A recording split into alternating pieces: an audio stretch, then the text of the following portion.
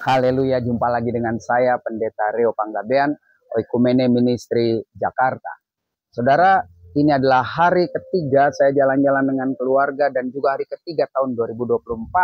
Sebelum bermalam di Ubud, kami mampir di The Tukat Coffee Club Tegalalang. Wow, keren banget. Ternyata klub ini punya sahabat saya ya. Dan kami mampir untuk menikmati cuaca yang baru saja berhenti hujan. Ya, asiklah suasananya. Nah, ketika asik, pasti saya mau share firman Tuhan. Itu saudara pasti tahu ya. Nah, bagian firman Tuhan yang akan saya bagikan itu terambil dari Lukas pasal yang ke-9, ayat 3 sampai yang ke-5. Lukas pasal 9, ayat yang ke-3, 4, dan 5 berkata demikian. Katanya kepada mereka, jangan membawa apa-apa dalam perjalanan.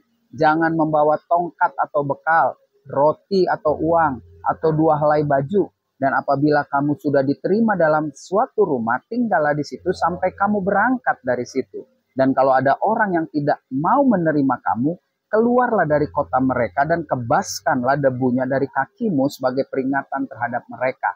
Nah, saudaraku, bagian firman Tuhan ini hebat sekali. Lembaga Alkitab Indonesia memberi judul Yesus mengutus ke-12 murid.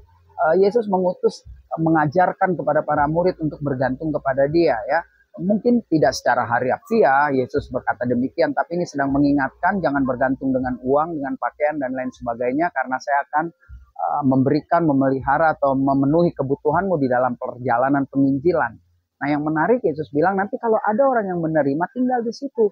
Sampai kapan? Sampai engkau harus permisi pulang dari tempat itu. Tapi kalau tidak ada yang menerima atau mereka menerima tidak dengan baik lalu menyuruh murid-murid pergi, dia katakan kebaskan kakimu debu yang ada dari kota itu sebagai satu peringatan. Ada 2 prinsip sederhana yang bisa kita belajar hari-hari ini. Ketika kau menerima panggilan Tuhan di tahun 2024 ini untuk pergi sebagai utusan Kristus, jangan khawatirkan, jangan ragukan apapun yang menjadi kebutuhanmu. Paulus juga pada bagian lain bilang seorang prajurit kalau diutus perang tidak memikirkan makan dan minumnya bagi keluarganya juga karena semua disediakan.